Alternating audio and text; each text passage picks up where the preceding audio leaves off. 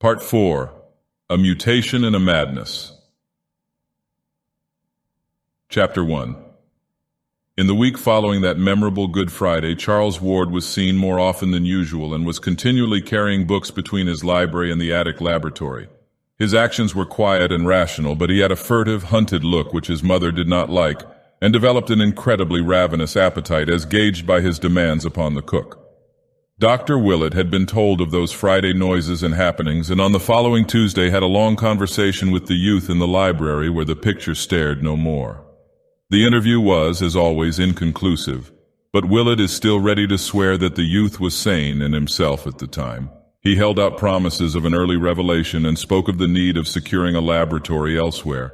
At the loss of the portrait he grieved singularly little considering his first enthusiasm over it, but seemed to find something of positive humor in its sudden crumbling. About the second week Charles began to be absent from the house for long periods, and one day when good old Black Hannah came to help with the spring cleaning, she mentioned his frequent visits to the old house in Olney Court, where he would come with a large valise and perform curious delvings in the cellar. He was always very liberal to her and to old Asa, but seemed more worried than he used to be, which grieved her very much since she had watched him grow up from birth. Another report of his doings came from Pawtuxet, where some friends of the family saw him at a distance a surprising number of times. He seemed to haunt the resort and canoe house of Rhodes on the Pawtuxet, and subsequent inquiries by Dr. Willett at that place brought out the fact that his purpose was always to secure access to the rather hedged-in riverbank, along which he would walk toward the north, usually not reappearing for a very long while.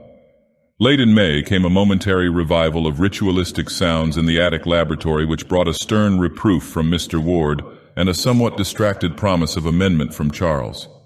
It occurred one morning and seemed to form a resumption of the imaginary conversation noted on that turbulent Good Friday. The youth was arguing or remonstrating hotly with himself, for there suddenly burst forth a perfectly distinguishable series of clashing shouts in differentiated tones, like alternate demands and denials, which caused Mrs. Ward to run upstairs and listen at the door. She could hear no more than a fragment whose only plain words were, "Must have it read for 3 months," and upon her knocking all sounds ceased at once. When Charles was later questioned by his father, he said that there were certain conflicts of spheres of consciousness which only great skill could avoid, but which he would try to transfer to other realms. About the middle of June, a queer nocturnal incident occurred. In the early evening there had been some noise and thumping in the laboratory upstairs, and Mr. Ward was on the point of investigating when it suddenly quieted down. That midnight, after the family had retired, the butler was night-locking the front door when, according to his statement, Charles appeared somewhat blunderingly and uncertainly at the foot of the stairs with a large suitcase and made signs that he wished egress. The youth spoke no word, but the worthy Yorkshireman caught one sight of his fevered eyes and trembled causelessly. He opened the door and young Ward went out, but in the morning he presented his resignation to Mrs. Ward. There was, he said, something unholy in the glance Charles had fixed on him. It was no way for a young gentleman to look at an honest person, and he could not possibly stay another night. Mrs. Ward allowed the man to depart, but she did not value his statement highly. To fancy Charles in a savage state that night was quite ridiculous, for as long as she had remained awake she had heard faint sounds from the laboratory above, sounds as if of sobbing and pacing, and of a sighing which told only of despair's profoundest depths. Mrs. Ward had grown used to listening for sounds in the night, for the mystery of her son was fast driving all else from her mind. On the north wall rose still the ancient carved overmantel from the house in Olney Court, but to the cracked and precariously restored oils of the large Curwen portrait disaster had come. Time and unequal heating had done their work at last, and at some time since the room's last cleaning the worst had happened. Peeling clear of the wood, curling tighter and tighter, and finally crumbling into small bits with what must have been malignly silent suddenness, the portrait of Joseph Curwen had resigned forever its staring surveillance of the youth it so strangely resembled, and now lay scattered on the floor as a thin coating of fine blue-gray dust. The next evening, much as on another evening nearly 3 months before, Charles Ward seized the newspaper very early and accidentally lost the main section. This matter was not recalled till later, when Dr. Willett began checking up loose ends and searching out missing links here and there. In the journal office he found the section which Charles had lost and marked 2 items as of possible significance. They were as follows. More cemetery delving. It was this morning discovered by Robert Hart, night watchman at the North Burial Ground, that ghouls were again at work in the ancient portion of the cemetery. The grave of Ezra Whedon, who was born in 1740 and died in 1824 according to his uprooted and savagely splintered slate headstone, was found excavated and rifled, the work being evidently done with a spade stolen from an adjacent tool shed. Whatever the contents may have been after more than a century of burial, all was gone except a few slivers of decayed wood. There were no wheel tracks, but the police have measured a single set of footprints which they found in the vicinity, and which indicate the boots of a man of refinement. Hart is inclined to link this incident with the digging discovered last March, when a party in a motor truck were frightened away after making a deep excavation, but Surrogate Riley of the second station discounts this theory and points to vital differences in the two cases. In March, the digging had been in a spot where no grave was known. But this time, a well-marked and cared-for grave had been rifled with every evidence of deliberate purpose and with a conscious malignity expressed in the splintering of the slab which had been intact up to the day before. Members of the Whedon family, notified of the happening, expressed their astonishment and regret, and were wholly unable to think of any enemy who would care to violate the grave of their ancestor. Hazard Whedon of 598 Angel Street recalls a family legend according to which Ezra Whedon was involved in some very peculiar circumstances not dishonorable to himself shortly before the Revolution, but of any modern feud or mystery he is frankly ignorant. Inspector Cunningham has been assigned to the case and hopes to uncover some valuable clues in the near future. Dogs noisy in Pawtuxet. Residents of Pawtuxet were aroused about 3 a.m. today by a phenomenal baying of dogs which seemed to center near the river just north of Rhodes on the Pawtuxet. The volume and quality of the howling were unusually odd according to most who heard it, and Fred Lemden, night watchman at Rhodes, declares it was mixed with something very like the shrieks of a man in mortal terror and agony. A sharp and very brief thunderstorm which seemed to strike somewhere near the bank of the river put an end to the disturbance. Strange and unpleasant odors, probably from the oil tanks along the bay, are popularly linked with this incident, and may have had their share in exciting the dogs. The aspect of Charles now became very haggard and hunted, and all agreed in retrospect that he may have wished at this period to make some statement or confession from which sheer terror withheld him. The morbid listening of his mother in the night brought out the fact that he made frequent sallies abroad under cover of darkness, and most of the more academic alienists unite at present in charging him with the revolting cases of vampirism which the press so sensationally reported about this time, but which have not yet been definitely traced to any known perpetrator. These cases, too recent and celebrated to need detailed mention, involved victims of every age and type and seem to cluster around two distinct localities: the residential hill in the North End near the Ward home and the suburban districts across the Cranston line near Pawtuxet. Both late wayfarers and sleepers with open windows were attacked, and those who lived to tell the tale spoke unanimously of a lean, lithe, leaping monster with burning eyes which fastened its teeth in the throat or upper arm and feasted ravenously. Dr. Willett, who refuses to date the madness of Charles Ward as far back as even this, is cautious in attempting to explain these horrors. He declares, certain theories of his own, and limits his positive statements to a peculiar kind of negation. I will not, he says, state who or what I believe perpetrated these attacks and murders, but I will declare that Charles Ward was innocent of them. I have reason to be sure he was ignorant of the taste of blood, as indeed his continued anemic decline and increasing pallor prove better than any verbal argument. Ward meddled with terrible things, but he has paid for it, and he was never a monster or a villain. As for now, I don't like to think. A change came, and I'm content to believe that the old Charles Ward died with it. His soul did anyhow, for that mad flesh that vanished from Waite's Hospital had another. Willett speaks with authority, for he was often at the Ward home attending Mrs. Ward, whose nerves had begun to snap under the strain. Her nocturnal listening had bred some morbid hallucinations which she confided to the doctor with hesitancy, and which he ridiculed in talking to her, although they made him ponder deeply when alone. These delusions, always concerning the faint sounds which she fancied she heard in the attic laboratory and bedroom, and emphasized the occurrence of muffled sighs and sobbings at the most impossible times. Early in July, Willett ordered Mrs. Ward to Atlantic City for an indefinite recuperative sojourn, and cautioned both Mr. Ward and the haggard and elusive Charles to write her only cheering letters. It is probably to this enforced and reluctant escape that she owes her life and continued sanity. Chapter 2. Not long after his mother's departure, Charles Ward began negotiating for the Pawtuxet bungalow. It was a squalid little wooden edifice with a concrete garage perched high on the sparsely settled bank of the river slightly above Rhodes. But for some odd reason the youth would have nothing else. He gave the real estate agencies no peace till one of them secured it for him at an exorbitant price from a somewhat reluctant owner, and as soon as it was vacant he took possession under cover of darkness, transporting in a great closed van the entire contents of his attic laboratory, including the books both weird and modern which he had borrowed from his study.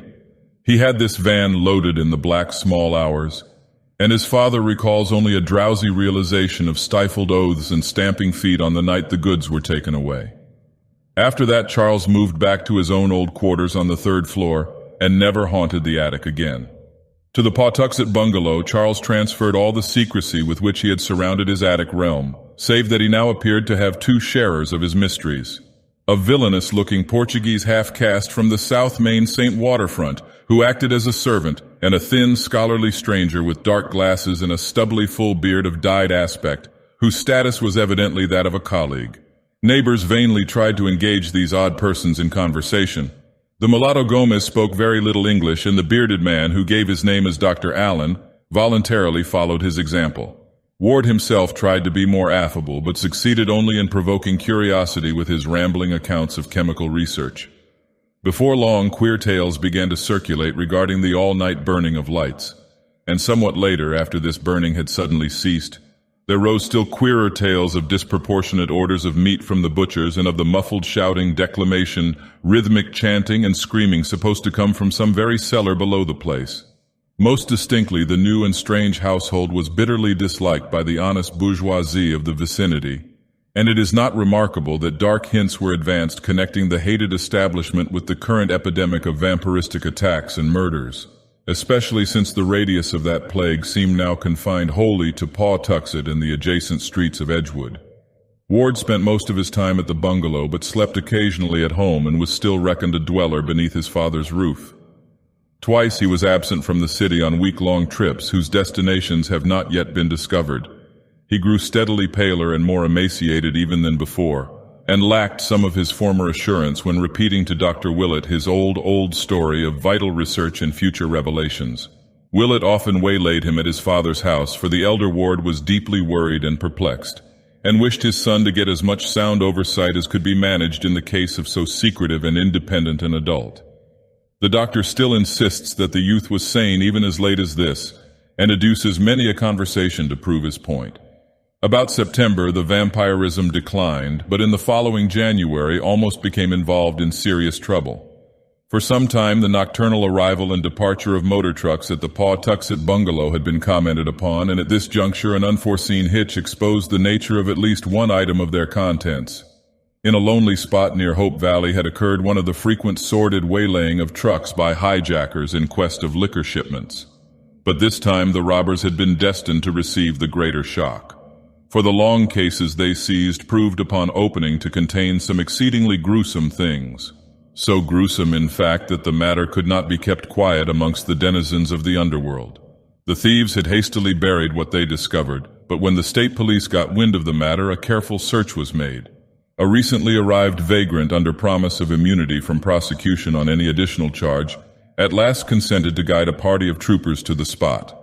And there was found in that hasty cache a very hideous and shameful thing.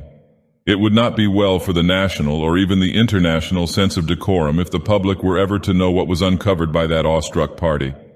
There was no mistaking it, even by those far from studious officers, and telegrams to Washington ensued with feverish rapidity. On February 9, 1928, Dr. Willett received a letter from Charles Ward which he considers of extraordinary importance, and about which he has frequently quarreled with Dr. Lyman. Lyman believes that this note contains positive proof of a well-developed case of dementia praecox, but Willett, on the other hand, regards it as the last perfectly sane utterance of the hapless youth. He calls especial attention to the normal character of the penmanship, which, though showing traces of shattered nerves, is nevertheless distinctly Ward's own. The text in full is as follows. 100 Prospect Street, Providence, Rhode Island, February 8, 1928. Dear Dr. Willett, I feel that at last the time has come for me to make the disclosures which I have so long promised you, and for which you have pressed me so often. The patience you have shown in waiting and the confidence you have shown in my mind and integrity are things I shall never cease to appreciate. And now that I am ready to speak, I must own with humiliation that no triumph such as I dreamed of can ever buy mine. Instead of triumph, I have found terror, and my talk with you will not be a boast of victory, but a plea for help and advice in saving both myself and the world from a horror beyond all human conception or calculation. You recall what those Fenner letters said of the old raiding party at Pawtuxet. That must all be done again, and quickly. Upon us depends more than can be put into words. All civilization, all natural law, perhaps even the fate of the solar system and the universe. I have brought to light a monstrous abnormality, but I did it for the sake of knowledge. Now for the sake of all life and nature, you must help me thrust it back into the dark again. I have left that Pawtuxet place forever, and we must extirpate everything existing there, alive or dead. I shall not go there again, and you must not believe it if you ever hear that I am there. I will tell you why I say this when I see you. I have come home for good and wish you would call on me at the very first moment that you can spare 5 or 6 hours continuously to hear what I have to say. It will take that long, and believe me when I tell you that you never had a more genuine professional duty than this. My life and reason are the very least things which hang in the balance. I dare not tell my father, for he could not grasp the whole thing. But I have told him of my danger, and he has 4 men from a detective agency watching the house. I don't know how much good they can do, for they have against them forces which even you could scarcely envisage or acknowledge. So come quickly if you wish to see me alive and hear how you may help to save the cosmos from stark hell. Any time will do. I shall not be out of the house. Don't telephone ahead, for there is no telling who or what may try to intercept you. And let us pray to whatever gods there be that nothing may prevent this meeting. In utmost gravity and desperation, Charles Dexter Ward. P.S. Shoot Dr. Allen on sight and dissolve his body in acid. Don't burn it. Dr. Willett received this note about 10:30 a.m. and immediately arranged to spare the whole late afternoon and evening for the momentous talk, letting it extend on into the night as long as might be necessary. He planned to arrive about 4 o'clock, and through all the intervening hours was so engulfed in every sort of wild speculation that most of his tasks were very mechanically performed. Maniacal as the letter would have sounded to a stranger, Willett had seen too much of Charles Ward's oddities to dismiss it as sheer raving. That something very subtle, ancient, and horrible was hovering about he felt quite sure, and the reference to Dr. Allen could almost be comprehended in view of what Pawtuxet gossip said of Ward's enigmatical colleague. Willett had never seen the man, but had heard much of his aspect and bearing, and could not but wonder what sort of eyes those much-discussed dark glasses might conceal. Promptly at 4, Dr. Willett presented himself at the Ward residence, but found to his annoyance that Charles had not adhered to his determination to remain indoors. The guards were there, but said that the young man seemed to have lost part of his timidity. He had that morning done much apparently frightened arguing and protesting over the telephone, one of the detectives said, replying to some unknown voice with phrases such as, "I am very tired and must rest a while. I can't receive anyone for some time. You'll have to excuse me. Please postpone decisive action till we can arrange some sort of compromise. Or I am very sorry, but I must take a complete vacation from everything. I'll talk with you later."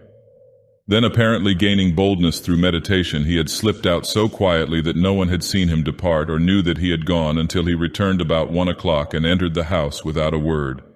He had gone upstairs, where a bit of his fear must have surged back, for he was heard to cry out in a highly terrified fashion upon entering his library, afterward trailing off into a kind of choking gasp. When, however, the butler had gone to inquire what the trouble was, he had appeared at the door with a great show of boldness, and had silently gestured the man away in a manner that terrified him unaccountably. Then he had evidently done some rearranging of his shelves, for a great clattering and thumping and creaking ensued, after which he had reappeared and left at once. Willett inquired whether or not any message had been left, but was told that there was none. The butler seemed queerly disturbed about something in Charles's appearance and manner, and asked solicitously if there was much hope for a cure of his disordered nerves. For almost 2 hours Dr. Willett waited vainly in Charles Ward's library, watching the dusty shelves with their wide gaps where books had been removed, and smiling grimly at the paneled overmantel on the north wall, whence a year before the suave features of old Joseph Curwen had looked mildly down. After a time the shadows began to gather, and the sunset cheer gave place to a vague growing terror which flew shadow-like before the night. Mr. Ward finally arrived and showed much surprise and anger at his son's absence after all the pains which had been taken to guard him. He had not known of Charles's appointment and promised to notify Willett when the youth returned. In bidding the doctor good night, he expressed his utter perplexity at his son's condition and urged his caller to do all he could to restore the boy to normal poise. Willett was glad to escape from that library, for something frightful and unholy seemed to haunt it, as if the vanished picture had left behind a legacy of evil. He had never liked that picture, and even now, strong-nerved though he was, there lurked a quality in its vacant panel which made him feel an urgent need to get out into the pure air as soon as possible. Chapter 3. The next morning Willett received a message from the senior ward saying that Charles was still absent. Mr. Ward mentioned that Dr. Allen had telephoned him to say that Charles would remain at Pawtuxet for some time and that he must not be disturbed. This was necessary because Allen himself was suddenly called away for an indefinite period, leaving the researches in need of Charles's constant oversight. Charles sent his best wishes and regretted any bother his abrupt change of plans might have caused. Listening to this message, Mr. Ward heard Dr. Allen's voice for the first time, and it seemed to excite some vague and elusive memory which could not be actually placed, but which was disturbing to the point of fearfulness. Faced by these baffling and contradictory reports, Dr. Willett was frankly at a loss what to do. The frantic earnestness of Charles's note was not to be denied, yet what could one think of its writer's immediate violation of his own expressed policy? Young Ward had written that his delvings had become blasphemous and menacing, that they and his bearded colleague must be extirpated at any cost, and that he himself would never return to their final scene. Yet according to latest advices he had forgotten all this and was back in the thick of the mystery. Common sense bade one leave the youth alone with his freakishness, yet some deeper instinct would not permit the impression of that frenzied letter to subside. Willett read it over again and could not make its essence sound as empty and insane as both its bombastic verbiage and its lack of fulfillment would seem to imply. Its terror was too profound and real, and in conjunction with what the doctor already knew evoked too vivid hints of monstrosities from beyond time and space to permit of any cynical explanation. There were nameless horrors abroad, and no matter how little one might be able to get at them, one ought to stand prepared for any sort of action at any time.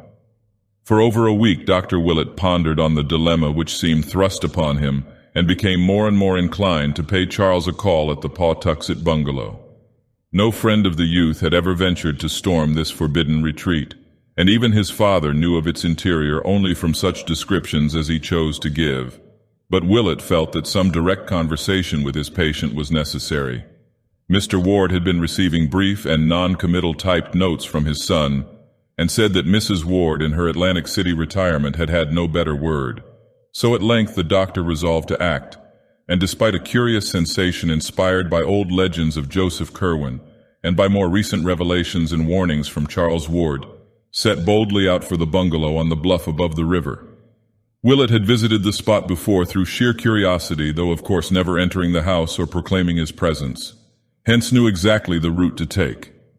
Driving out Broad Street one early afternoon toward the end of February in his small motor, he thought oddly of the grim party which had taken that self-same road 157 years before on a terrible errand which none might ever comprehend.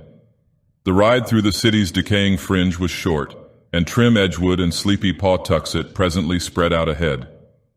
Willett turned to the right down Lockwood Street and drove his car as far along that rural road as he could, then alighted and walked north to where the bluff towered above the lovely bends of the river and the sweep of misty downlands beyond.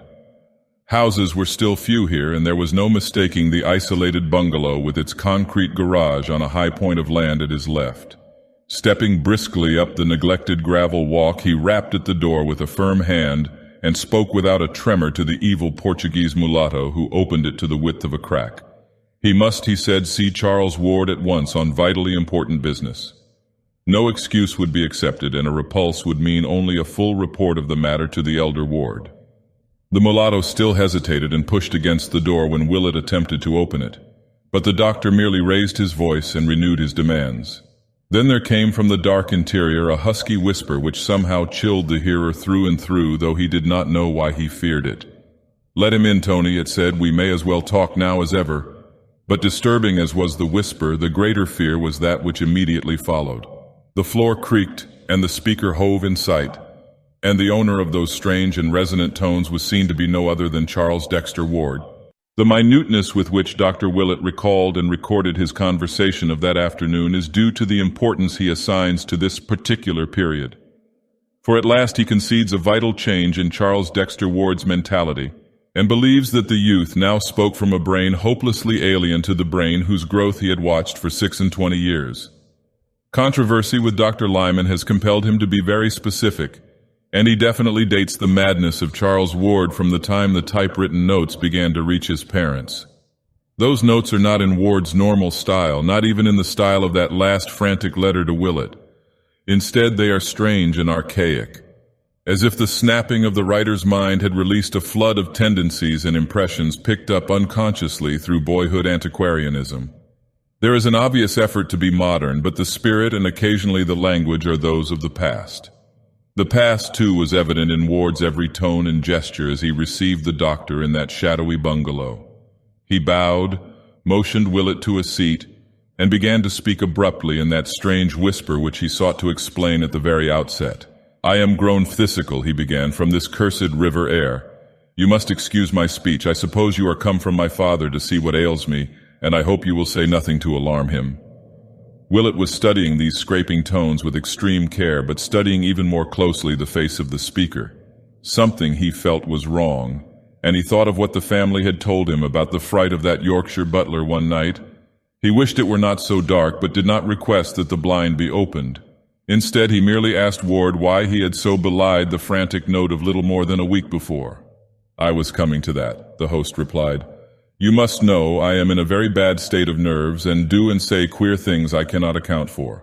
As I have told you often, I am on the edge of great matters, and the bigness of them has a way of making me light-headed. Any man might well be frighted of what I have found, but I am not to be put off for long. I was a dunce to have that guard and stick at home, for having gone this far, my place is here. I am not well spoke of my prying neighbors, and perhaps I was led by weakness to believe myself what they say of me. There is no evil to any in what I do, so long as I do it rightly. Have the goodness to wait 6 months, and I'll show you what will pay your patience well. You may as well know I have a way of learning old matters from things surer than books, and I'll leave you to judge the importance of what I can give to history, philosophy, and the arts by reason of the doors I have access to. My ancestor had all this when those witless peeping toms came and murdered him. I now have it again, or am coming very imperfectly to have a part of it. This time nothing must happen, and least of all, though any idiot fears of my own. Pray forget all I writ you, sir, and have no fear of this place or any in it. Dr. Allen is a man of fine parts, and I owe him an apology for anything ill I have said of him.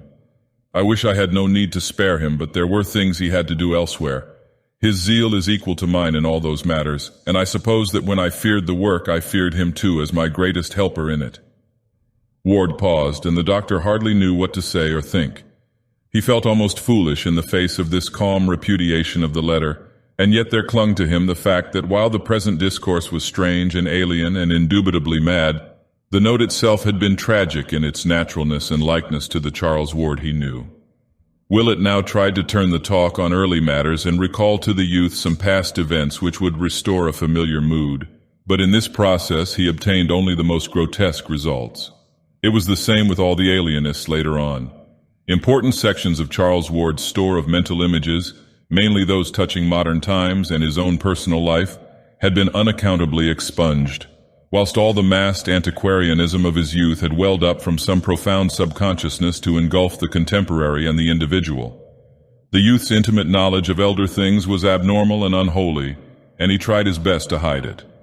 When Willett would mention some favorite object of his boyhood archaistic studies, he often shed by pure accident such a light as no normal mortal could conceivably be expected to possess, and the doctor shuddered as the glib allusion glided by.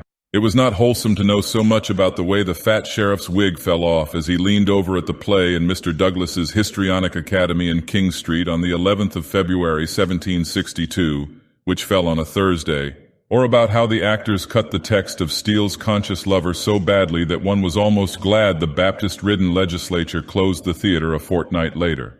That Thomas Sabin's Boston coach was damned uncomfortable old letters may well have told.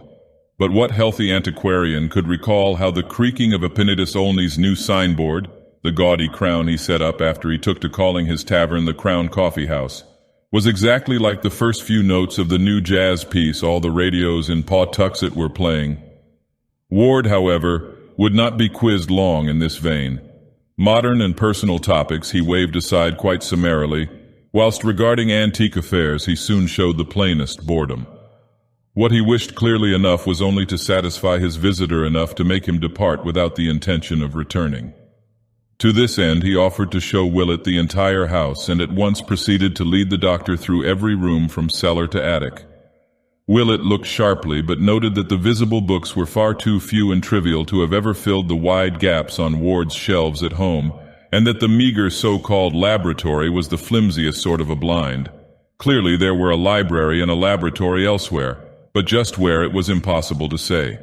Essentially defeated in his quest for something he could not name, Willett returned to town before evening and told the senior ward everything which had occurred. They agreed that the youth must be definitely out of his mind, but decided that nothing drastic need be done just then. Above all, Mrs. Ward must be kept in as complete an ignorance as her son's own strange typed notes would permit. Mr. Ward now determined to call in person upon his son, making it wholly a surprise visit.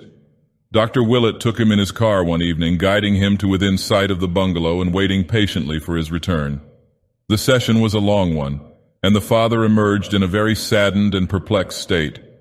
His reception had developed much like Willett's, save that Charles had been an excessively long time in appearing after the visitor had forced his way into the hall and sent the Portuguese away with an imperative demand, and in the bearing of the altered son there was no trace of filial affection.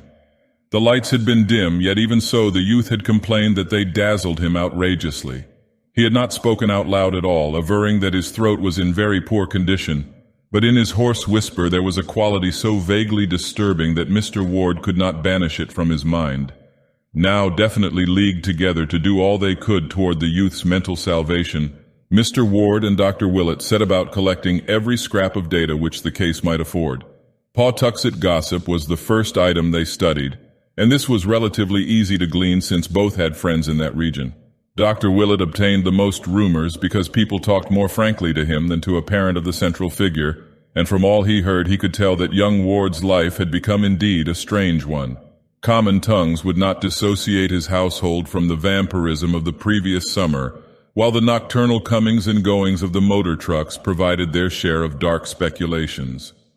Local tradesmen spoke of the queerness of the orders brought them by the evil-looking mulatto, and in particular of the inordinate amounts of mean and fresh blood secured from the 2 butcher shops in the immediate neighborhood. For a household of only 3, these quantities were quite absurd. Then there was the matter of the sounds beneath the earth. Reports of these things were harder to point down, but all the vague hints tallied in certain basic essentials. Noises of a ritual nature positively existed, and at times when the bungalow was dark. They might, of course, have come from the known cellar, but rumor insisted that there were deeper and more spreading crypts. Recalling the ancient tales of Joseph Curwen's catacombs, and assuming for granted that the present bungalow had been selected because of its situation on the old Curwen site, as revealed in one of another of the documents found behind the picture, Willett and Mr. Ward gave this phase of the gossip much attention, and searched many times without success for the door in the riverbank which old manuscripts mentioned. As to popular opinions of the bungalow's various inhabitants, it was soon plain that the brava Portuguese was loathed. The bearded and spectacled Dr. Allen feared, and the pallid young scholar disliked to a profound degree. During the last week or 2, Ward had obviously changed much, abandoning his attempts at affability and speaking only in hoarse but oddly repellent whispers on the few occasions that he ventured forth. Such were the shreds and fragments gathered here and there, and over these Mr. Ward and Dr. Willett held many long and serious conferences. They strove to exercise deduction, induction, and constructive imagination to their utmost extent, and to correlate every known fact of Charles's later life, including the frantic letter which the doctor now showed the father, with the meager documentary evidence available concerning old Joseph Curwen. They would have given much for a glimpse of the papers Charles had found, for very clearly the key to the youth's madness lay in what he had learned of the ancient wizard and his doings. Chapter 4. And yet, after all, it was from no step of Mr. Ward's or Dr. Willett's that the next move in this singular case proceeded. The father and the physician, rebuffed and confused by a shadow too shapeless and intangible to combat, had rested uneasily on their oars while the typed notes of young Ward to his parents grew fewer and fewer. Then came the first of the month with its customary financial adjustments, and the clerks at certain banks began a peculiar shaking of heads and telephoning from one to the other.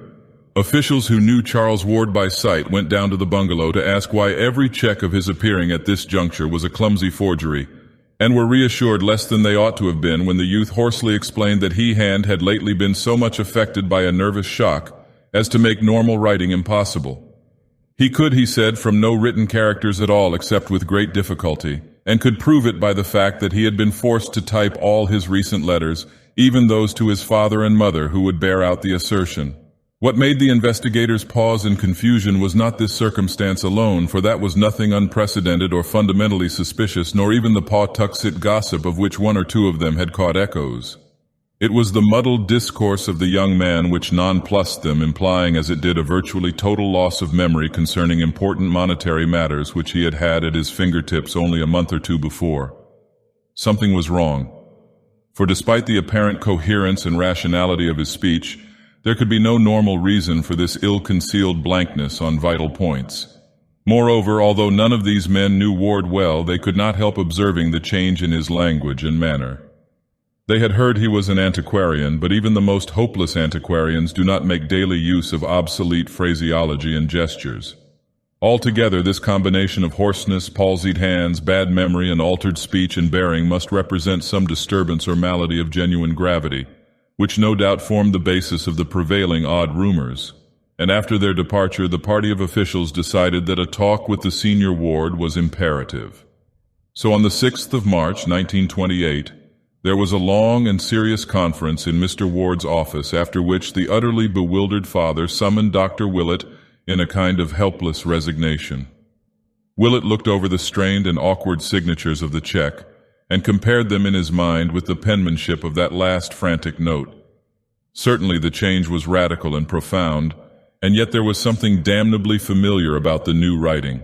It had crabbed and archaic tendencies of a very curious sort, and seemed to result from a type of stroke utterly different from that which the youth had always used.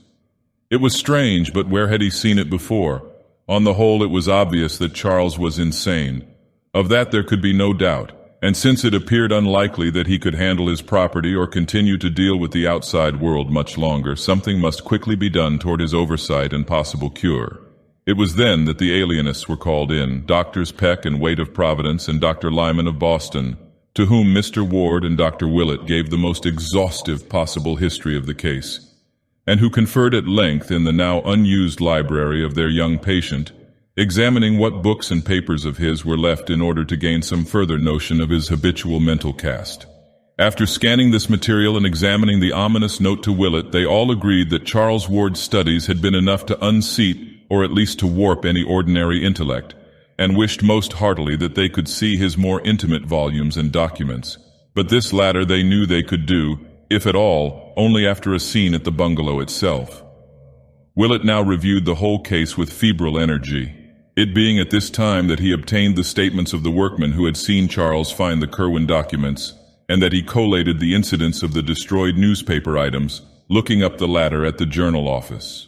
On Thursday, the 8th of March, Doctors Willett, Peck, Lyman, and Waite, accompanied by Mr. Ward, paid the youth their momentous call, making no concealment of their object and questioning the now acknowledged patient with extreme minuteness.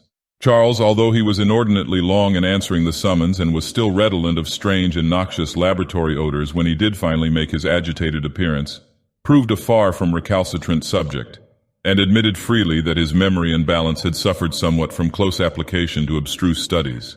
He offered no resistance when his removal to other quarters was insisted upon, and seemed indeed to display a high degree of intelligence as apart from mere memory.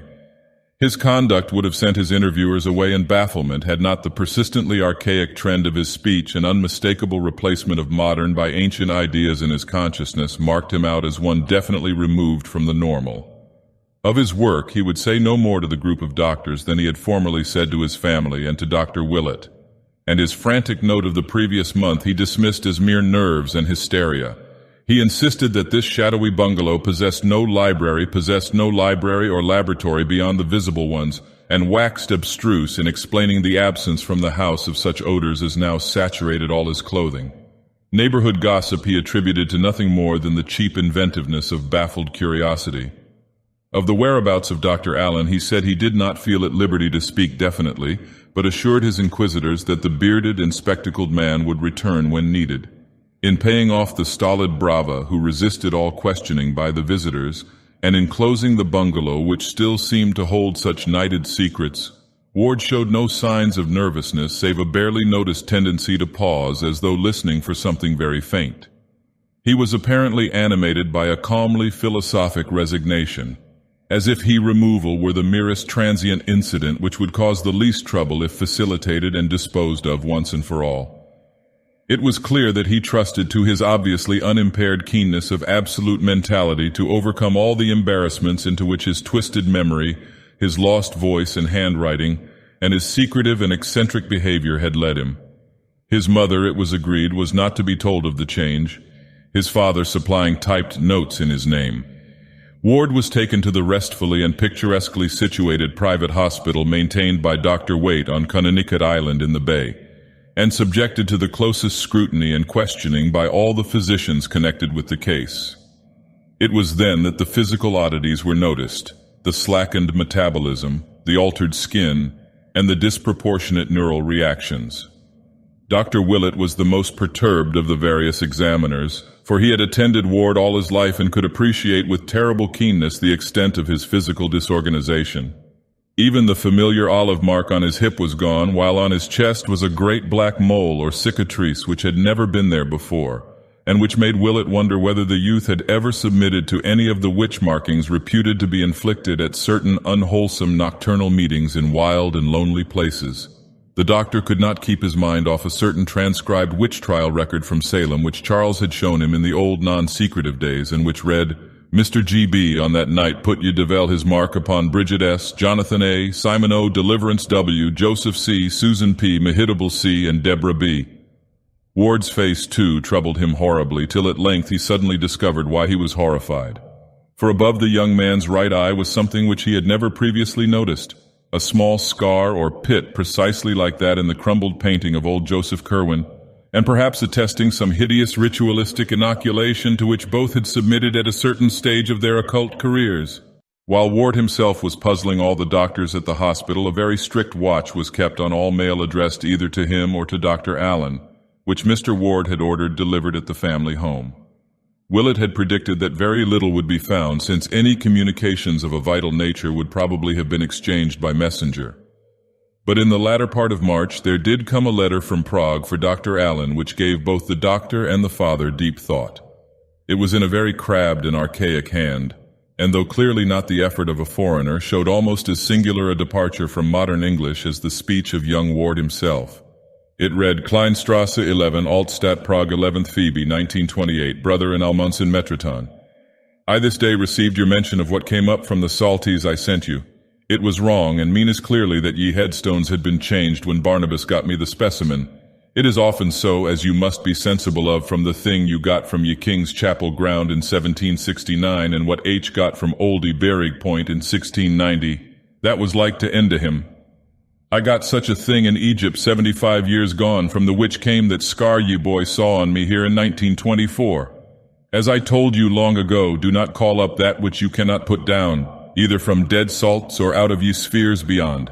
Have ye words for laying at all times ready, and stop not to be sure when there is any doubt of whom you have. Stones are all changed now in 9 grounds out of 10. You are never sure till you question. I this day heard from H., who has had trouble with the soldiers. He is like to be sorry Transylvania is passed from Hungary to Romania, and would change his seat if the castell weren't so full of what we know. But of this he hath doubtless writ you. In my next send there will be somewhat from a hill tomb from ye east that will delight you greatly. Meanwhile, forget not I am desirous of BF, if you can possibly get him for me. You know G and Faleda better than I. Have him up first if you will, but do not use him so hard he will be difficult, for I must speak to him in ye end. Yog Sothoth Neblad Zin Simon O. To Mr. J.C. in Providence.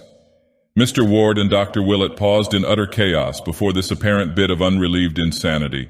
Only by degrees did they absorb what it seemed to imply. So the absent Dr. Allen and not Charles Ward had come to be the leading spirit at Pawtuxet. That must explain the wild reference and denunciation in the youth's last frantic letter. And what of this addressing of the bearded and spectacled stranger as Mr. J.C.? There was no escaping the inference, but there are limits to possible monstrosity. Who was Simon O., the old man Ward had visited in Prague 4 years previously? Perhaps, but in the centuries behind there had been another Simon O., Simon Orne, alias Jedediah of Salem, who vanished in 1771, and whose peculiar handwriting Dr. Willett now unmistakably recognized from the photostatic copies of the Orne formulae which Charles had once shown him. What horrors and mysteries, what contradictions and contraventions of nature had come back after a century and a half to harass old Providence with her clustered spires and domes. The father and the old physician, virtually at a loss what to do or think, went to see Charles at the hospital and questioned him as delicately as they could about Dr. Allen, about the Prague visit, and about what he had learned of Simon or Jedediah Orne of Salem. To all these inquiries the youth was politely non-committal, merely barking in his hoarse whisper that he had found Dr. Allen to have a remarkable spiritual rapport with certain souls from the past, and that any correspondent the bearded man might have in Prague would probably be similarly gifted. When they left, Mr. Ward and Dr. Willett realized to their chagrin that they had really been the ones under catechism, and that without imparting anything vital himself, the confined youth had adroitly pumped them of everything the Prague letter had contained. Doctors Peck, Waite, and Lyman were not inclined to attach much importance to the strange correspondence of young Ward's companion, for they knew the tendency of kindred eccentrics and monomaniacs to band together, and believed that Charles or Allen had merely unearthed an expatriated counterpart, perhaps one who had seen Orne's handwriting and copied it in an attempt to pose as the bygone character's reincarnation. Allen himself was perhaps a similar case and may have persuaded the youth into accepting him as an avatar of the long-dead Kerwin. Such things had been known before, and on the same basis the hard-headed doctors disposed of Willett's growing disquiet about Charles Ward's present handwriting, as studied from unpremeditated specimens obtained by various ruses. Willett thought he had placed its odd familiarity at last, and that what it vaguely resembled was the bygone penmanship of old Joseph Kerwin himself. But this the other physicians regarded as a phase of imitativeness only to be expected in a mania of this sort, and refused to grant it any importance, either favorable or unfavorable. Recognizing this prosaic attitude in his colleagues, Willett advised Mr. Ward to keep to himself the letter which arrived for Dr. Allen on the 2nd of April from Rakes, Transylvania, in a handwriting so intensely and fundamentally like that of the Hutchinson cipher that both father and physician paused in awe before breaking the seal. This read as follows: Castle Ferency, the 7th of March, 1928. Dear C. Had a squad of 20 militia up to talk about what the country folk say. Must dig deeper and have less heard. These Romanians plague me damnably, being officious in particular where you could buy a Magyar off with a drink and food. Last month M got me ye sarcophagus of ye 5 sphinxes from ye Acropolis, where he whom I called up said it would be, and I have had 3 talks with what was therein inhumed. It will go to so in Prague directly, and thence to you. It is stubborn, but you know ye way with such. You show wisdom in having less about than before, for there was no need to keep the guards in shape and eke off their heads, and it made much to be found in case of trouble, as you too well know. You can now move and work elsewhere with no killed trouble if needful, though I hope no thing will soon force you to so bothersome a course. I rejoice that you traffic not so much with those outside, for there was ever a mortal peril in it, and you are sensible what it did when you asked protection of one not disposed to give it. You excel me in getting ye formulae, so another may say them with success, but Borellus fancied it would be so if just ye right words were had. Does ye boy use 'em often? I regret that he grows squeamish, as I feared he would when I had him here nigh 15 months, but am sensible you know how to deal with him. You can't say him down with ye formula, for that will work only upon such as ye other formula hath called up from Saltese, But you still have strong hands and knife and pistol, and graves are not hard to dig, nor acids loath to burn. O says you have promised him BFI must have him after. B goes to you soon, and may he give you what you wish of that dark thing below Memphis. Employ care and what you call up, and beware of you, boy. It will be ripe in a year's time to have up ye legions from underneath, and then there are no boundaries to what shall be Oris. Have confidence in what I say, for you know O, and I have had these 150 years more than you to consult these matters in. Nefru, Kanai Hadoth Idw, H, for J. Kerwin, Esquire Providence. But if Willett and Mr. Ward refrained from showing this letter to the alienists, they did not refrain from acting upon it themselves. No amount of learned sophistry could controvert the fact that the strangely bearded and spectacled Dr. Allen, of whom Charles's frantic letter had spoken as such a monstrous menace, was in close and sinister correspondence with two inexplicable creatures whom Ward had visited in his travels, and who plainly claimed to be survivals or avatars of Kerwin's old Salem colleagues. That he was regarding himself as the reincarnation of Joseph Kerwin, and that he entertained, or was at least advised to entertain, murderous designs against a boy who could scarcely be other than Charles Ward. There was organized horror afoot, and no matter who had started it, the missing Allen was by this time at the bottom of it. Therefore, thanking heaven that Charles was now safe in the hospital, Mr. Ward lost no time in engaging detectives to learn all they could of the cryptic bearded doctor, finding whence he had come and what Pawtuxet knew of him, and if possible discovering his present whereabouts. Supplying the men with one of the bungalow keys which Charles yielded up, he urged them to explore Allen's vacant room, which had been identified when the patient's belongings had been packed, obtaining what clues they could from any effects he might have left about. Mr. Ward talked with the detectives in his son's old library, and they felt a marked relief when they left it at last, for there seemed to hover about the place a vague aura of evil. Perhaps it was what they had heard of the infamous old wizard whose picture had once stared from the paneled overmantel, and perhaps it was something different and irrelevant. But in any case, they all half-sensed an intangible miasma which centered in that carven vestige of an older dwelling, and which at times almost rose to the intensity of a material emanation.